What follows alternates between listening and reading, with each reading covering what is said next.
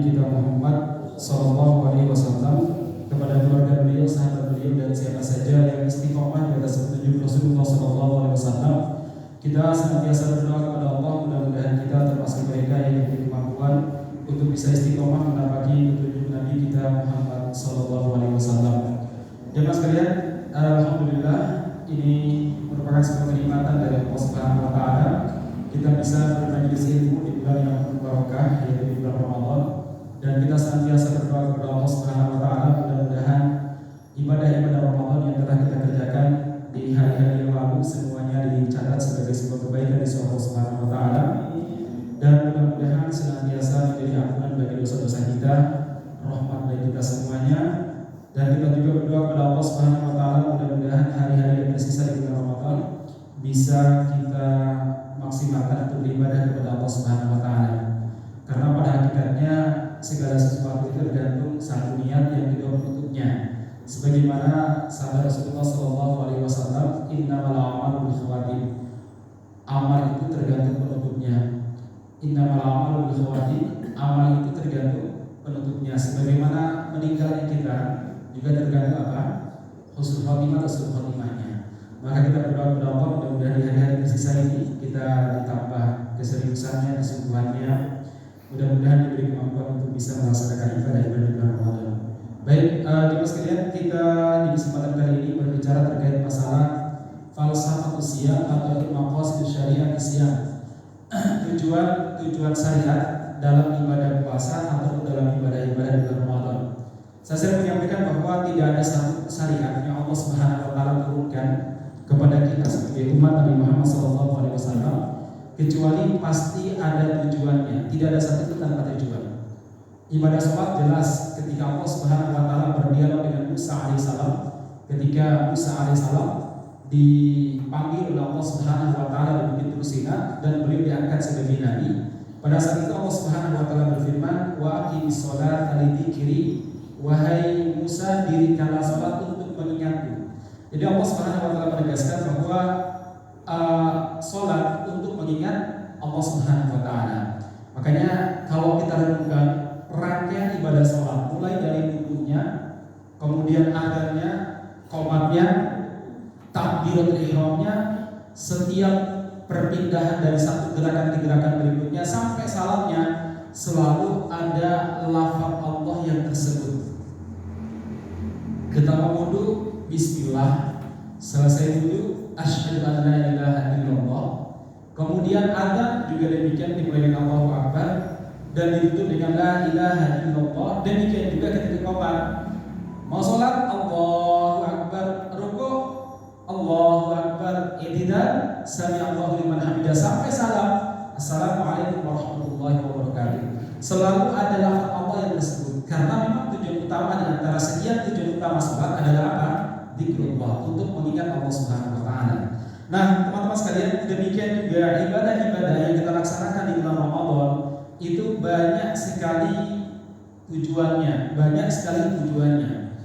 Yang pertama saya menyampaikan bahwa Ramadan itu adalah nama bulan yang telah ada sebelum Nabi Muhammad SAW lahir. Apalagi sebelum Nabi Muhammad SAW diangkat sebagai Nabi. Jadi nama-nama bulan dalam Islam mulai dari Muharram, Safar, Rabiul Awal, Rabiul Akhir, Jumadal Ula, Jumadal Tsaniyah sampai Dzulhijjah itu adalah nama-nama bulan sebelum Islam datang. Memang ada perbedaan para ulama sejarah yang memulainya siapa, tapi yang jelas itu sebelum Nabi Muhammad SAW lahir. Telah ada nama-nama tersebut jemaah sekalian. Nah, kemudian oleh Islam diakomodir, oleh Islam dijadikan bagian daripada perhitungan bulan dalam Islam. Maka mulailah perhitungan bulan pada zaman Khalifah Umar bin Khattab radhiyallahu anhu, dimulai dengan tanggal tahun di mana Rasulullah SAW hijrah. Nah, dimulai perhitungan jemaah sekalian, Muharram, Safar, Rabiul Awal dan sebagainya. Baik, sementara tahun memang orang-orang Arab dulu tidak memakai angka ketika tahun. Mereka menandai tahun tersebut dengan peristiwa-peristiwa besar yang terjadi pada saat itu. Maka namanya Amul Fil, tahun gajah. Kenapa? Karena terjadi peristiwa Abrahah membawa pasukan gajah kurang lebih 60 ekor ya gajahnya, sementara pasukan-pasukan berkuda bulan juga jumlahnya ribuan, tapi dipimpin oleh 60 ekor pasukan bergajah. Untuk apa? Untuk menghancurkan Ka'bah pada saat itu. Walaupun pada akhirnya Allah Subhanahu wa taala menghalaunya sebagaimana disebutkan oleh Allah Subhanahu wa taala dalam surat Al-Fil. Jadi jemaah sekalian, orang-orang Arab tidak kenal angka. Yang mereka kenal adalah peristiwa-peristiwa yang penting terjadi pada saat itu. Nah, sementara nama bulan sudah ada pada mereka dan jumlahnya 12. Nah, masalah muslimin kemudian sekali lagi diakomodir dan diadopsi di Islam. Apa falsafah? Apa tujuan dari apa makna di balik ini semuanya? Begini. Sebenarnya Islam itu tidak pernah bertentangan dengan tradisi manapun, syariat manapun tidak pernah. Ya, selama tradisi tersebut memenuhi syarat. Apa syaratnya? Satu, mewujudkan kemaslahatan bagi manusia. Yang kedua, tidak menimbulkan madharat bagi manusia. Jadi tradisi manapun selama tidak menimbulkan madharat bagi kehidupan manusia dan mewujudkan maslahat, mewujudkan maslahat. Dan satu lagi, tidak bertentangan dengan nilai-nilai iman, maka Islam welcome Mas sekalian. Buktinya tadi, nama-nama bulan pada zamannya orang-orang jahiliyah diterima dalam Islam, dipakai dalam Islam Mas sekalian. Termasuk dulu orang-orang Arab jahiliyah memiliki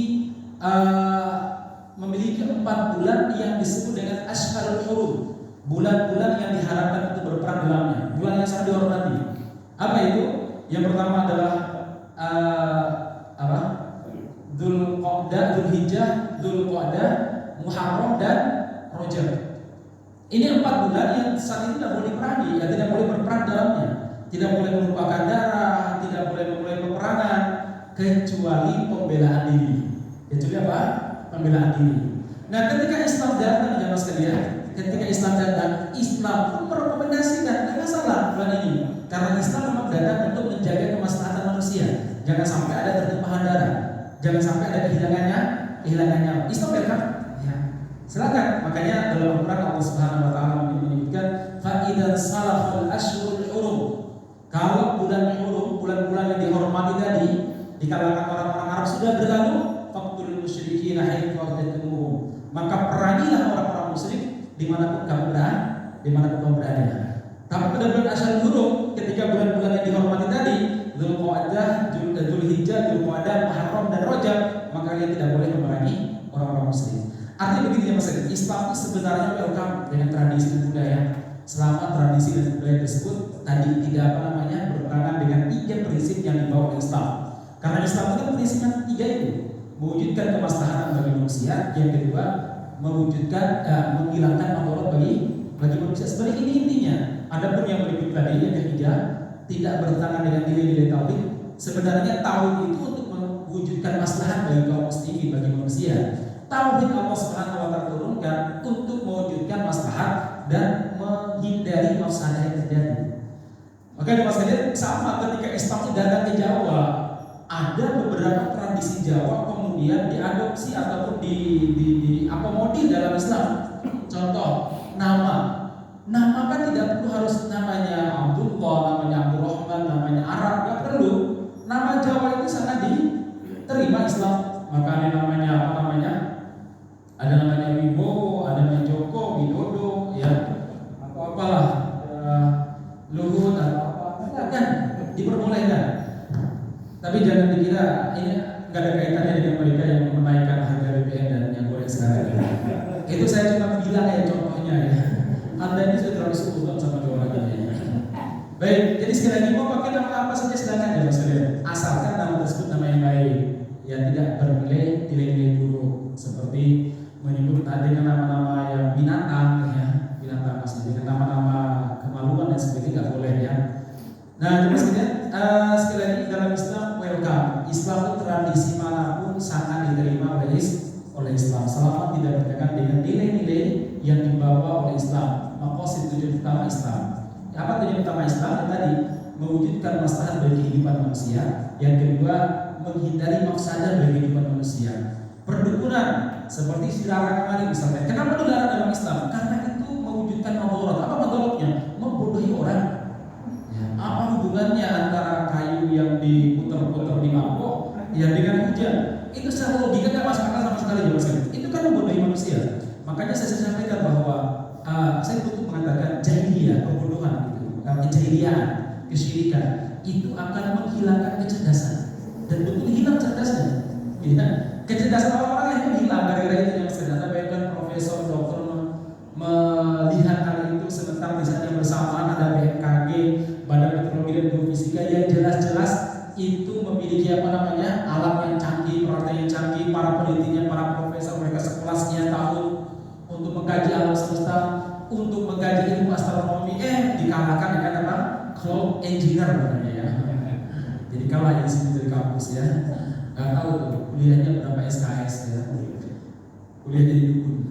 Baik jemaah sekalian, kenapa Islam mengharapkannya? Ya itu karena menimbulkan Allah. Sebagaimana dulu orang-orang jahiliyah memiliki beberapa tradisi yang kemudian diharapkan oleh Islam. Kenapa diharapkan oleh Islam? Ya tadi masalahnya menimbulkan Allah.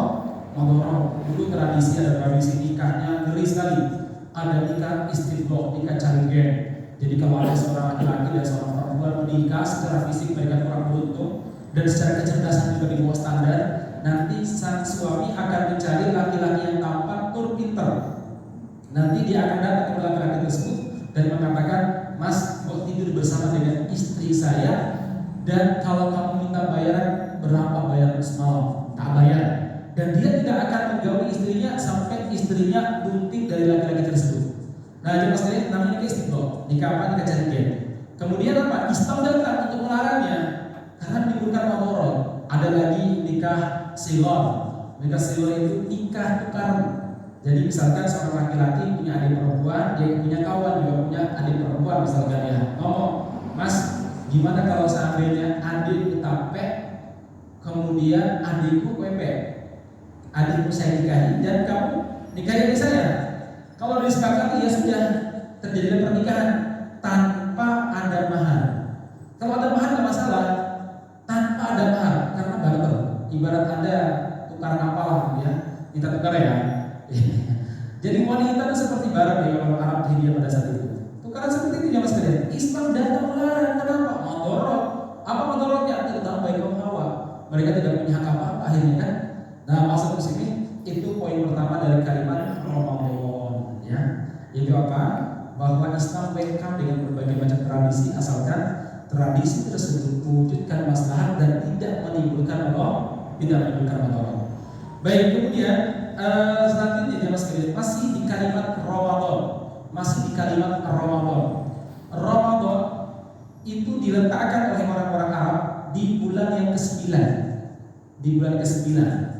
Di Arab, bulan ke-9 pada saat itu pasti terjadi musim panas. Musim panas seperti sekarang lah ya. Panasnya kan ya, bahkan 40 derajat Celcius dan sebagainya. Panas. Nah, sengaja diletakkan di bulan ke-9 karena secara bahasa Ramadan itu artinya panas. Ramadan itu artinya apa?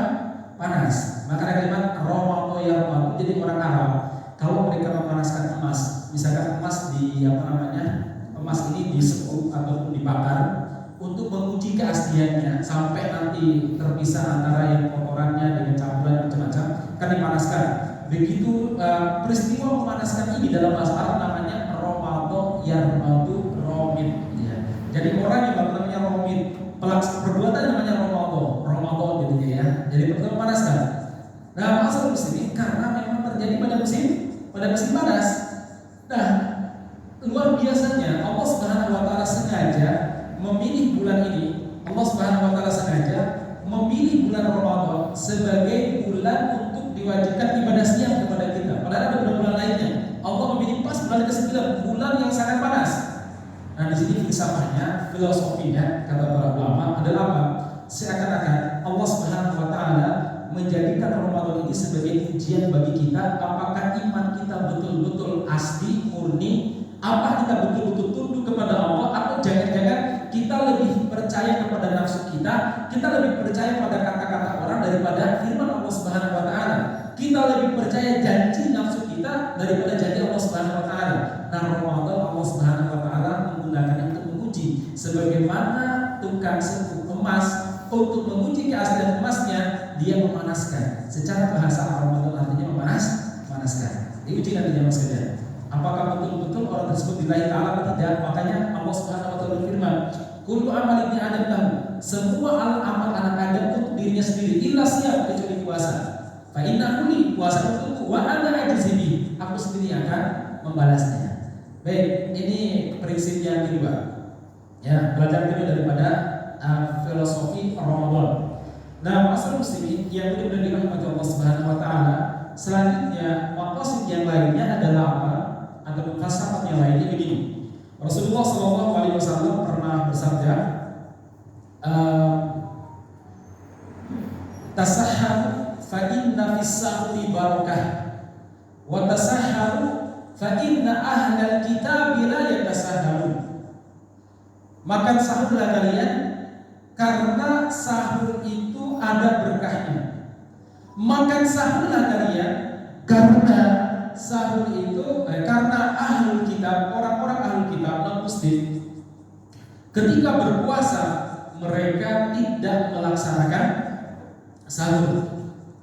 Dalam ayat lain Rasulullah SAW mengatakan ajilul fitr, hendaklah kalian mengakhirkan, menyegerakan berbuka puasa.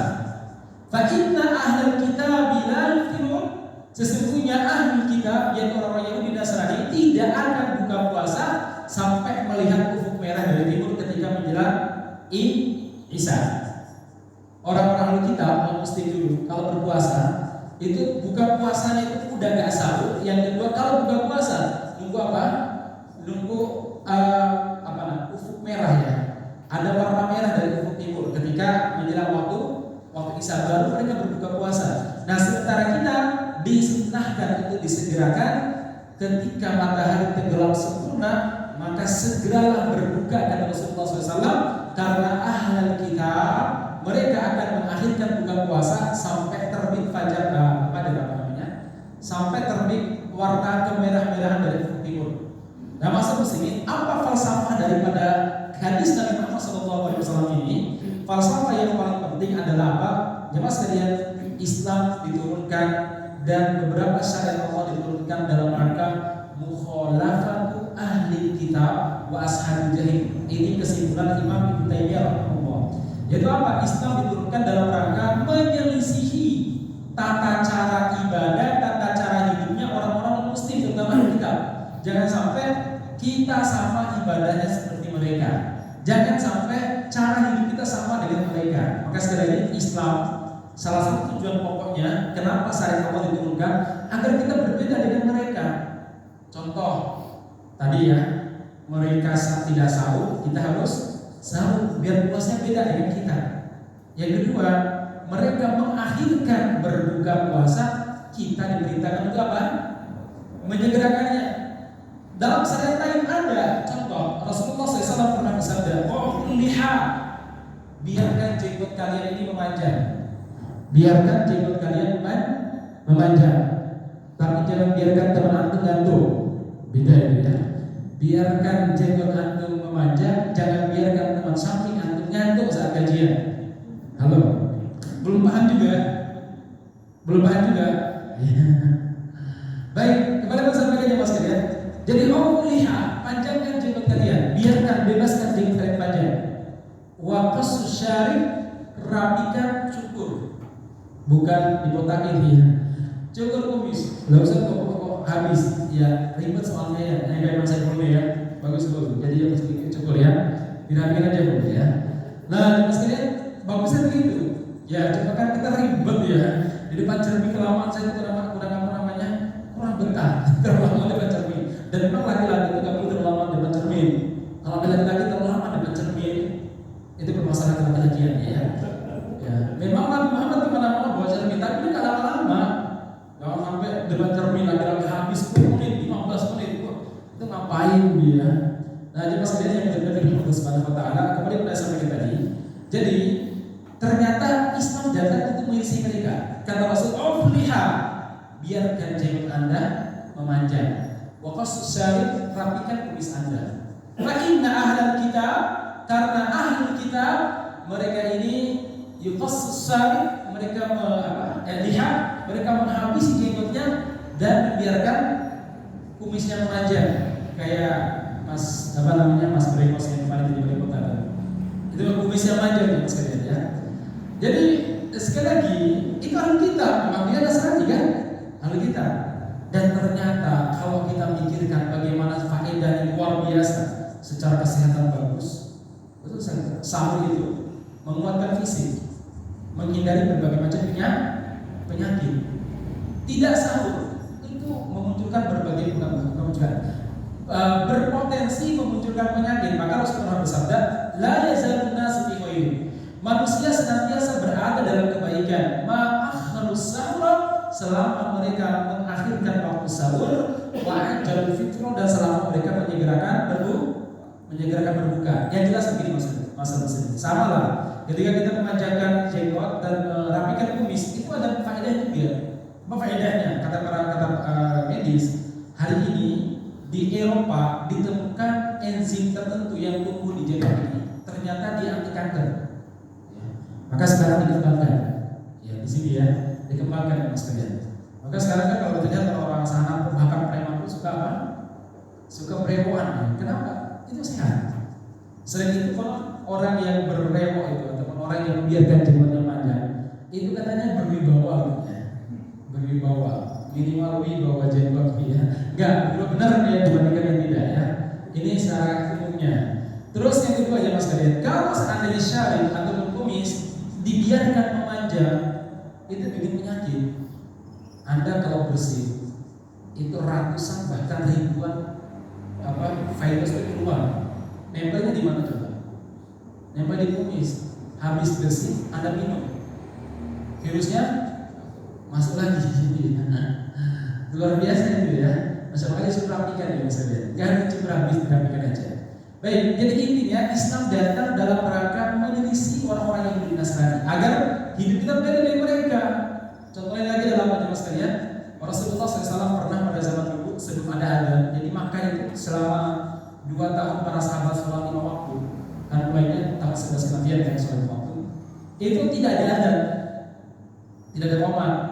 Nah sampai di Madinah, para sahabat tuh melihat orang Yahudi punya cara dalam memanggil, yaitu dengan trompet, gitu ya. Sementara orang-orang Nasrani dengan cara apa? Dengan cara lonceng, tung ya, dipukulkan loncengnya. Mereka beribadah. Kemudian para sahabat mengusulkan, ya Rasulullah, pilih salah satunya sebagai apa? Sebagai sarana kita untuk memanggil orang beribadah. Ya Rasulullah. Rasulullah katakan, la, tidak. La syabbil Yahudi wal Nasara. Kita tidak akan mentasyabuhi menyamai orang-orang Yahudi dan Nasrani. Tidak, kata Rasul.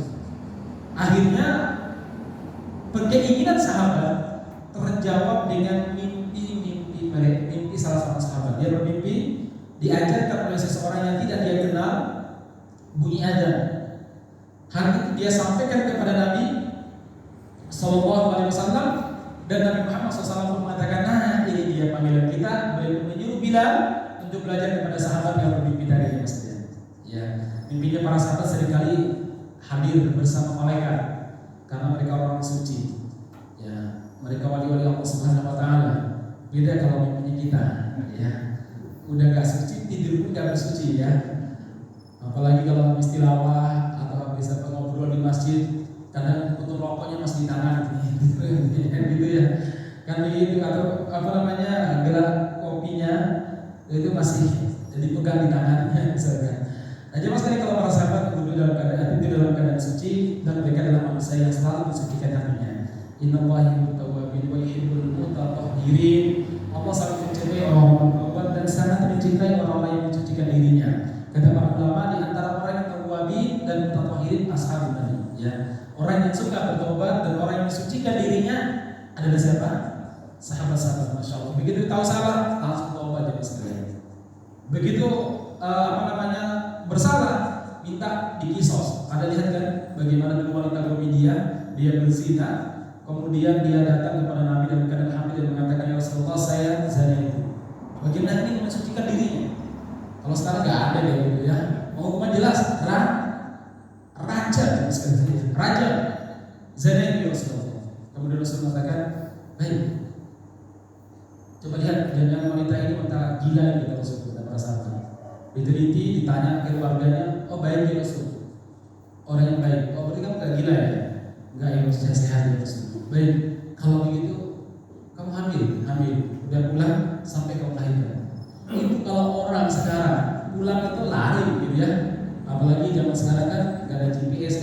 habis dilacak. Ya, nggak ada KPK, nggak ada Densus 88 yang bisa melacak. Tapi Densus 88 lebih cepat daripada KPK. Ya, sampai sekarang siapa itu? Harun Masiku? Masih dia bersembunyi ya. Ternyata dia lebih sulit dilacak daripada virus corona ya. Baik. Kalau virus kan tinggal di scan, ketahuan. Harun Masiku kemana sebesar itu loh badannya ya.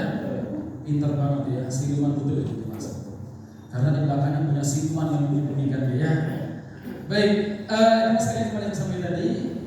Pulang habis sekian bulan dia hamil, kemudian melahirkan. Datang bawa anak. Ya Rasulullah, saya telah melahirkan. Pulang sampai kamu susui anakmu selama 2 tahun. Ya kalau kita pikir-pikir 2 tahun waktu sangat lama. Datang sudah ya Rasul. Baru kemudian Rasul mengajak meminta paksa merajanya. Begini Mas Kris, yuhibbun at-tawabin wa yuhibbun al-mutatahhirin. Sahabat-sahabatnya begitu juga. Wajar bahwa pipinya mereka itu bersama malaikat ya. Baik, jemaah sekalian yang mudah-mudahan dirahmati Allah Subhanahu wa taala. Selanjutnya itu syarat Islam. Sekali lagi datang dalam rangka agar kita berbeda dengan orang Yahudi dan Nasrani. Dulu jemaah sekalian, orang-orang Yahudi dan Nasrani ketika mereka masuk masjid ya, masuk tempat ibadahnya mereka akan melepas sandalnya, melepas kaos kakinya, dan mereka ibadah dalamnya.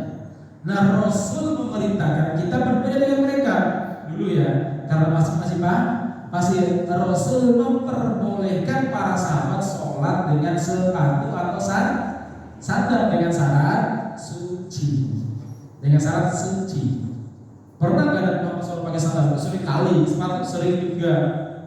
Nah, pernah kan suatu waktu karena beliau tidak tahu ada kotoran di sepatunya, sandalnya beliau sholat. Tiba-tiba di tengah sholat beliau lepas, ditaruh di samping. Kemudian beliau melanjutkan sholat. Setelah selesai sholat, para sahabat bertanya, "Lima ya Rasulullah, kenapa ya Rasulullah?" Tadi Jibril datang kepada saya memberitahu saya bahwa di sandal saya ada najis, maka saya lepas. Ya, maka lepas sandal saya.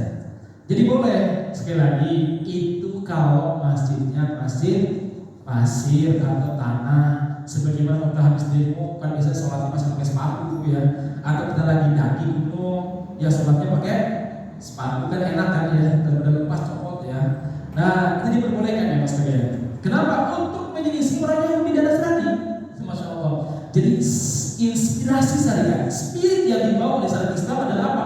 Agar kita berbeda hidupnya dengan Yahudi dan Nasrani. Bukannya sekarang telah justru mengadopsi undang-undang orang-orang Yahudi dan Nasrani di Eropa sana, lalu digunakan untuk mengatur kehidupan Muslim di Indonesia. Yang lucu banget jemaah sekalian, nggak sesuai dengan apa yang diajarkan oleh Rasulullah SAW. Seharusnya kita yang mengajari manusia, mengatur manusia dan menawarkan hukum Allah kepada manusia. Nah ini para sarjana Islam ataupun anggota-anggota DPR MPR seringkali mengadopsi undang-undang Barat, undang-undang Cina digunakan untuk mengatur kehidupan bermasyarakat dan berbangsa. Ini nggak benar. Kalau itu administratif bolehlah, tapi sebagai undang-undang dasar nggak boleh. Ya. Nah ini seharusnya kehidupan kita itu harus berbeda dengan orang Yahudi dan Nasrani. Kenapa kita bersama dengan mereka? Apapun, hatta masalah pakaian ya mas kalian. Contoh, Rasulullah SAW pernah memakai baju merah darah. Kemudian diingat oleh para sahabat, ya Rasulullah, itu pakaiannya orang Persia ya Rasul. Terutama ketika mereka beribadah ya Rasulullah. Iya kan? Iya. Akhirnya Rasulullah SAW mencopot, kemudian diolah itu dikasih apa namanya? Dikasih paduan. Apa istilah paduan itu? Dikasih kombinasi, kayak gitulah. Itu kan ada kombinasinya ya. Dikasih kombinasi hitam atau apa baru diperbolehkan. Tapi kalau merah banget warna kayak warna pede itu nggak boleh jadi sekolah. Ya. Seharusnya ya. Sama, beliau pernah juga pakai baju salah satu sahabat pakai baju kuning kunyit. Ya. Beliau ingatkan kayak Golkar kan. Nah, kecuali kalau itu ada apa? Ada motifnya. Boleh ya kuning, ya kasih motif hijau biar kelihatan ada ulama yang begitu ya, merah gitu ya. Soalnya sekarang kan kalau kayak itu kamu berat katanya gitu ya. Baik, mas kalian itu diperbolehkan. Diperbolehkan kalau seperti itu. Dalam rangka apa? Menyelisih orang Yahudi Nasrani. Masya Allah, dan spirit Islam itu betul-betul bagaimana supaya hidup kita berbeda dengan orang Yahudi dan Nasrani. Baik. Sampai jam berapa bisa saya? Udah suruh ya? Hah? 2 menit tadi? 10 lagi suruh. Baik. Cuma sekalian yang berikut dari Subhanahu wa taala. Jadi ini poin pertama. Makanya Syekhul Islam Ibnu Taimiyah rahimahullah menulis satu buku yang luar biasa. Apa bukunya?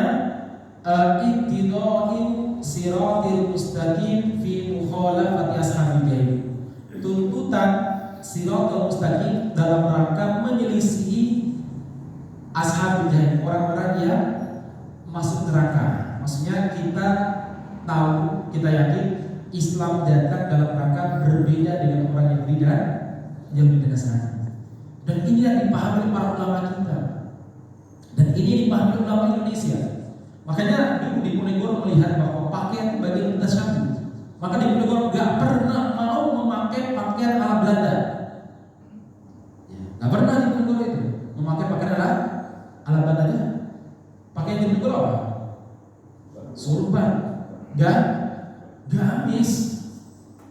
Karena bagi beliau pakaian identitas, bukan sekedar KTP, tapi pakaian identitas yang paling nampak. Ya kan? Kita kan begitu kalau melihat orang kira-kira ini salafi ini. Itu baru sama muslim ya. Ini teman-teman jemaah tabligh gini. Ini nggak jelas, kayak teman itu nggak jelas ya. Ahli sunnah insyaallah ya. Atau ini nggak jelas ya, kadang pakai gamis ya, kadang pakai biasa, ya nggak apa-apa. Jadi sah gitu. Yang penting muslim ya. Pakaian muslim. Dan pakaian identitas. Maka para ulama dulu mau memakai dengan pakaian orang Belanda tidak ada. Apa ada lihat para pahlawan Nusantara? Pahlawan dulu ya, bukan pahlawan sekarang ya. Sekarang dipahlawankan kalau sekarang ya. Pahlawan dulu apa ada yang pakai mereka sebagaimana orang Belanda? Tidak ada. Anda lihat Tuan Imam Bonjol, sama enggak? Beda. Ada lihat Tengku Umar, Tengku Cindidiro, Cut Nyakdin, Cut Peutia. Anda lihat Panglima Polim sampai Sulawesi Sultan Hasanuddin sampai Ternate Tidore siapa namanya? Sultan Buku, Sultan Bakuba, beda sekali pakaiannya, nggak tahu mereka. Jadi bagi mereka itu memakai pakaian ala penjajah, ala Belanda itu terjajah. Apa? Terjajah. Sementara kita santai saja pakai seperti mana. Bukan pakaian aja, sekarang bahkan hukum mereka pun kita pakai dalam hukum itu lebih berat daripada pakai pakaian. Diadopsi undang-undang mereka, lalu kita gunakan untuk mengatur kehidupan rakyat Indonesia yang semuanya hampir 90% adalah muslim. Baik, jemaah sekalian, masih banyak sekali kalau kita renungkan beberapa syariat Islam yang diturunkan dalam rangka agar kita berbeda dengan orang Yahudi dan Nasrani. Sementara apa? Sementara di bulan Ramadan ini yang paling nampak itu di sahur, kemudian buka puasa. Baik, kemudian masalah muslimin yang mudah-mudahan dirahmati Allah Subhanahu wa taala. Filsafah yang ketiga atau keempat ya dari Ramadan adalah apa sekalian? Tentang ketaatan total kepada syariat, taat tanpa tapi, tunduk tanpa protes kepada Allah Subhanahu wa taala. Dari mana kita ambil? Kata Al-Ghazali rahimahullah, ini banyak sekali kabar beliau. Wasau bermimpi an-nasyan ala maratibi thalathatin, kata Al-Ghazali rahimahullah. Puasa itu terdiri dari 3 tingkatan. Shaumul umum wa huwa kafful batni wal farji an qada'i syahwati. Puasanya orang-orang umum, orang-orang awam, yaitu menahan perut dan menahan kemaluan dari perkara-perkara yang membatalkan puasa. Ini puasa orang umum. Wasawul khusus, puasanya orang-orang khusus. Kalau tadi adalah muslim, nah sekarang mukmin. Iya. Sekarang mukmin. Kalau manusia dibagi oleh malaikat Jibril 3 tingkatan. Kalau kita kan pembagian itu 3 kan, muslim, naik sedikit mukmin, naik sedikit muhsin. Bukan kayak orang tarekat syariat, ma'rifat, hakikat. Itu definisi nggak jelas. Ahlussunnah wal Jamaah menolak semua definisi yang tidak jelas. Kenapa? Saya nggak jelas. Loh, kenapa dia nggak sholat? Udah hakikat. Ngertinya hakikat dari mana? Bingung mereka, nggak punya definisi jelas. Makanya yang paling benar adalah muslim, mukmin, muhsin, sebagaimana dialog antara Nabi Muhammad dengan malaikat Jibril alaihissalam. Baik, maksudnya yang kedua, wa huwa kafu sam'i wal basar wal lisan wal yad wal rajul wa sa'ir jawari al atham. Puasanya orang-orang khusus mukmin, bukan secara muslim, adalah apa? Bukan sekedar menahan perut dan menahan kemaluan dari syahwat, tapi juga menjaga pendengaran, penglihatan, lisan kita, tangan kita, kaki kita, dan seluruh anggota badan kita termasuk pikiran kita dari segala bentuk kemaksiatan. Tunduk sempurna kepada Allah Subhanahu wa taala. Ini puasanya mukmin. Kalau kita yang mana ya? Kayaknya masih banyak yang pertama tadi ya. Nah, sekarang yang ketiga bagaimana tadi? Wasaumu khususil khusus, adapun puasanya khuwas, kalau bahasanya kiai-kiai ya. Puasanya orang yang betul-betul wali, berarti muhsin. Itu apa puasa mereka? Selain melaksanakan dua tadi, mereka tambah saumul qalbi an sifat ad-daniyati wal afkar ad-dunyawiyati wa kafu amma siwallahi azza wa jalla bil kulliyah. Ya, selain meninggalkan perkara-perkara yang batalkan puasa tadi, kemudian meninggalkan hal-hal yang menyebabkan dosa, itu apakah badan kita taat. Nah, yang ketiga, ikatan ditambah orang khusus. Apa itu? Mereka adalah menahan diri dari karakter-karakter daniyah, yaitu dari sifat-sifat yang tidak terpuji yang rendah. Suka meminta, kemudian minta apa? Ya minta harta, minta jabatan, minta dihormati, minta diagungkan, minta diucapkan terima kasih ya kalau berbuat. Gak perlu. Seorang mukmin itu, muslim itu gak perlu sampai situ. Muslim itu sudah kalimatnya mereka, innama nut'imukum liwajhillahi la nuridu minkum jazaa'an wala syukura. Ini kami berikan untuk Allah, ya, karena Allah kami tidak mengharapkan balasan dan syukur. Ucapan terima kasih itu tidak. Terus wal afkar ad-dunyawiyati, demikian juga menghilangkan pikiran-pikiran dunia, tujuan-tujuan duniawi, ya, dalam urusan apapun, dan semuanya tertuju hanya untuk Allah Subhanahu wa taala. Jadi perbuatannya, perkataannya, kehidupannya. Jadi betul-betul kita sholati wa nusuki wa mahyaya wa mamati lillahi rabbil alamin. Inilah puasanya orang-orang khawasul khawas, orang khusus yang lebih khusus lagi, yaitu para waliullah. Puasanya orang-orang yang sampai pada derajat ihsan.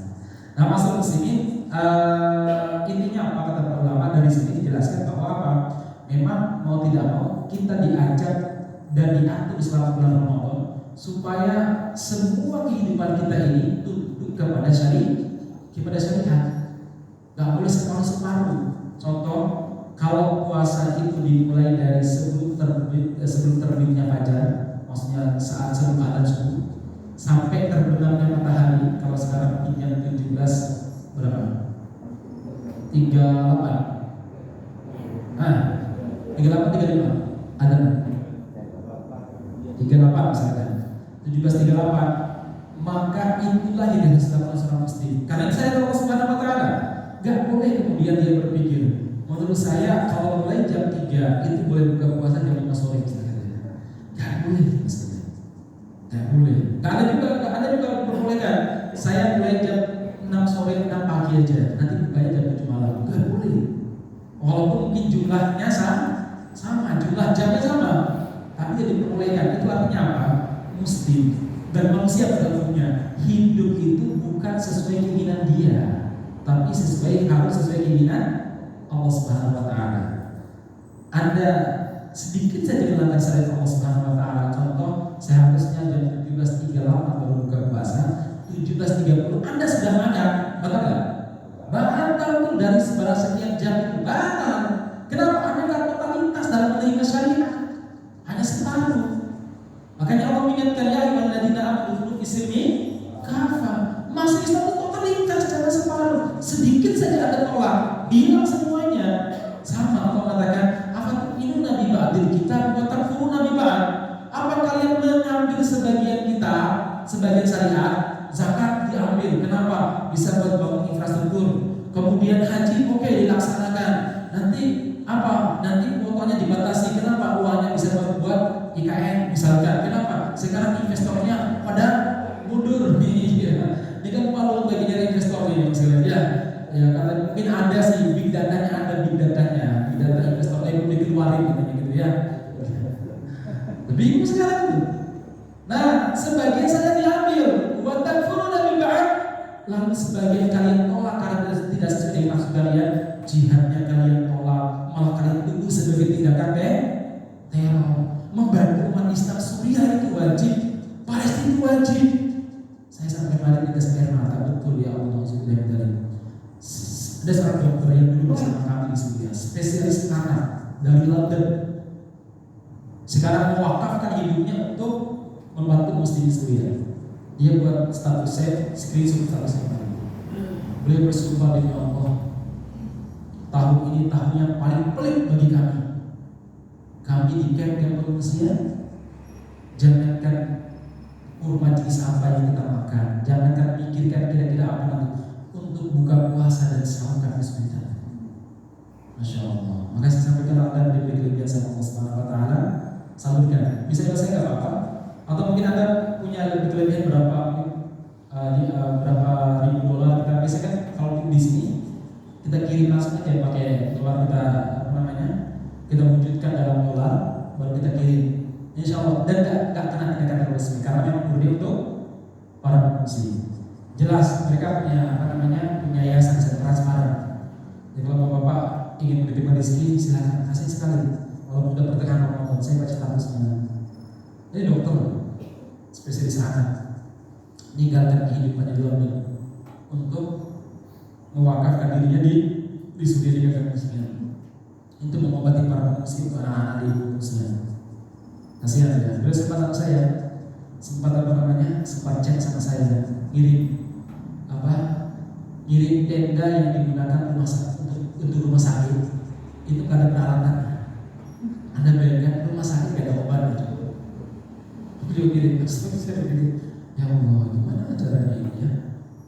Sementara sebagian teman-teman yang dulu sangat fokus mengirim bantuan ke sana, sekarang diuber-uber karena itu mendanai terorisme sebagai masyarakat. Jadi rumah care kan habis semua gitu ya. Masya Allah. Baik, kembali saya sampaikan ya Mas kalian, ini sekali lagi itu harus masuk Islam secara apa? Totalitas. Contohnya begini terakhir.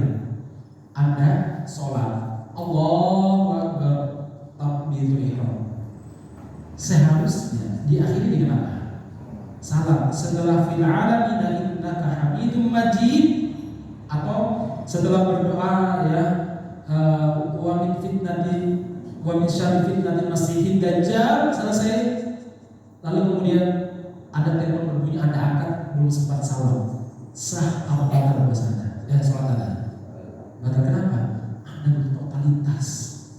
Sama dengan saya. Kalau kita menerima sebagai syariat dan menolak sebagai lainnya, Allah tidak akan menerima sampai kita menerima sepenuhnya. Allah tidak akan menerima iman kita sampai kita menerima sepenuhnya. Kalau tidak mampu usaha lain, tidak mampu itu, dan bagi terima saya. Tidak mampu saya, itu usaha lain tidak mampu. Allah maafkan kita. Baik, maksudnya saya kira itu sampaikan mudah-mudahan bermanfaat. Subhanallah wa bihamdika, asyhadu an la ilaha illa anta, astaghfiruka wa atubu ilaik. Walhamdulillahil alamin.